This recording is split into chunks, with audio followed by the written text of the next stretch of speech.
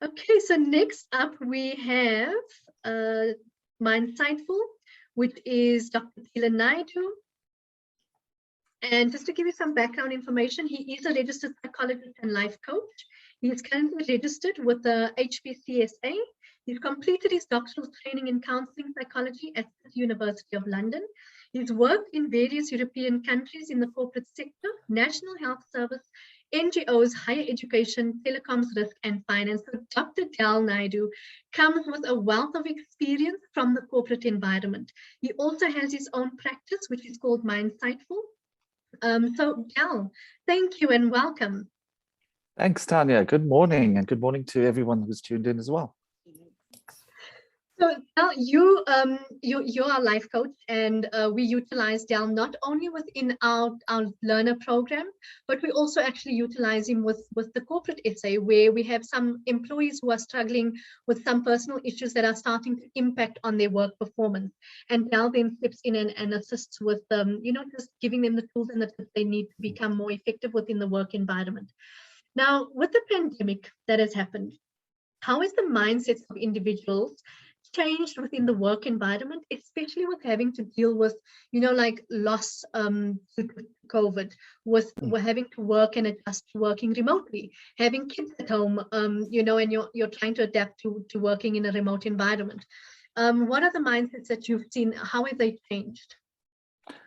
I think in your question, you've already highlighted some of the obvious ones. A change in anyone's work kind of environment or work processes is going to impact on some kind of stress. So when we adjust to a new way of being with something, it causes a level of stress. So that's obviously the first thing.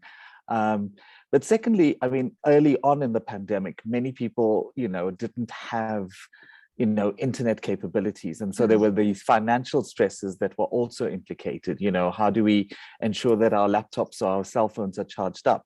What about orientating to a new software program? So it's that adjustment as well. And then taking it on a larger scale, people falling ill, the effects of COVID, long-term COVID, losing people to, bereavements, grief, that people have experienced, added another extra layer of stress, and these are things that employers and trainers and organizations have had to respond to very quickly. So even organizations and mindsets of organizations had to change. Expectations of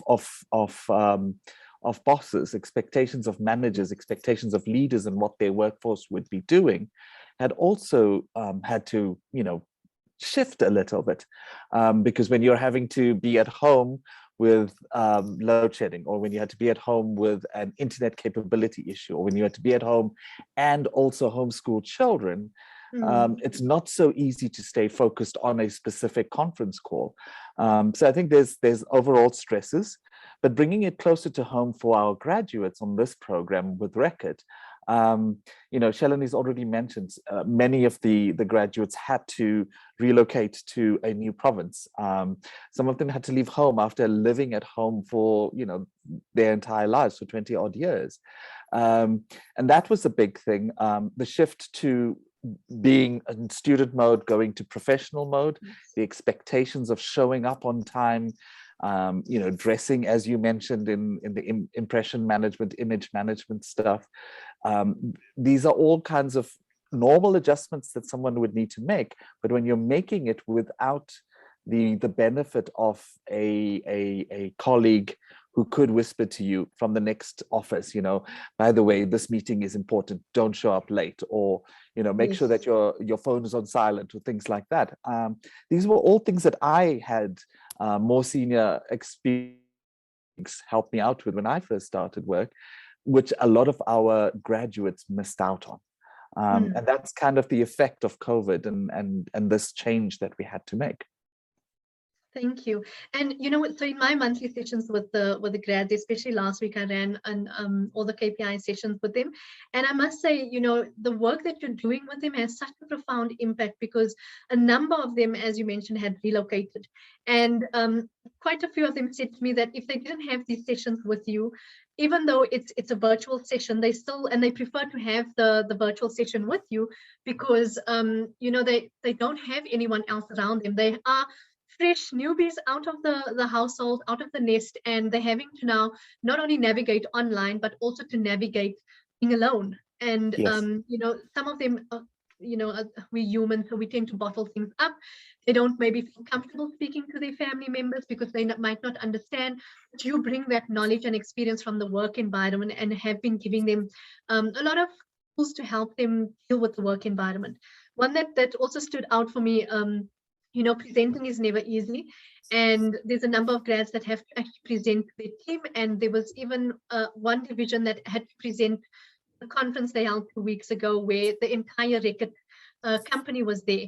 And they mentioned that Gal gave us some breathing techniques and, you know, some ideas of what to do to how to manage that. So it's really been having a major impact on them. In your opinion, what can companies do different to support our future workforce that are entering into the workplace? I think the example that that Reckitt has set is already a good start. It's a good foundation upon which to build. And if I had to just take elements out of what Shalini has said, you know, when we think about translating something from one way of being to another way of being, sometimes we just think about what was the old way of being, what can we just transfer over, what are the gaps, and let's just make it happen that way. But what Shalini talked about was reimagining the ways that this needed to be done, you know, looking at basic principles of what are we trying to achieve, how was it delivered before, and if we had to reimagine it in this virtual world, not just doing it in a way that is now the old way, just virtual, but reimagining it. And, you know, talking about the coaching circle, talking about the groups with managers, I don't think those things would have been done in the old way of doing things. So this was a reimagination. So I think that's the first way.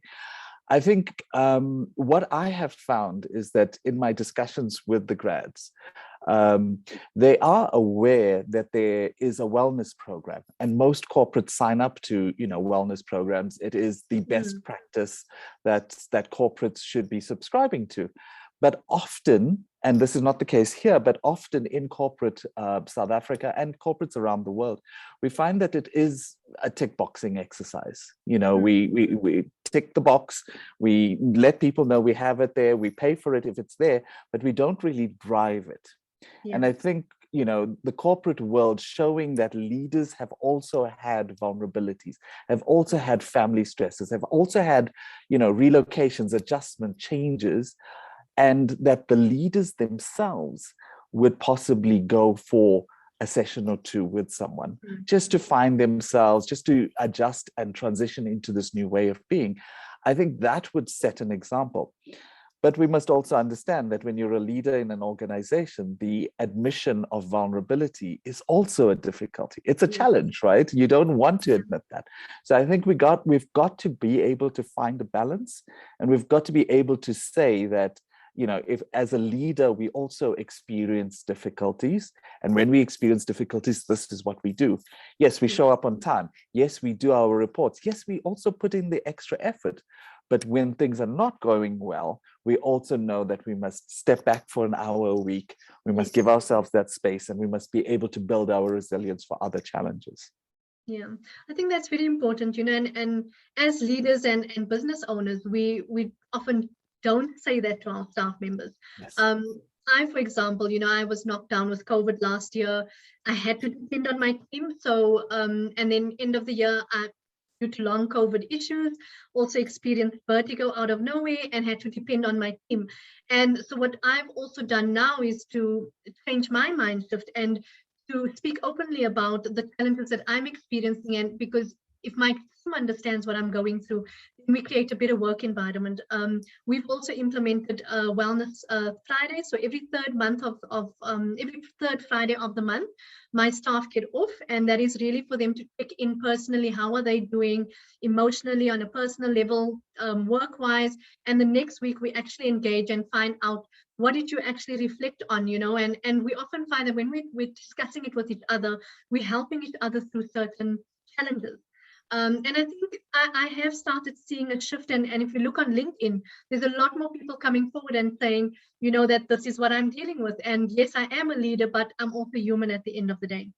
And I think that's really why the Record program, partly why it's also so successful, is because each of the graduates have an individual coaching session with you on a monthly basis.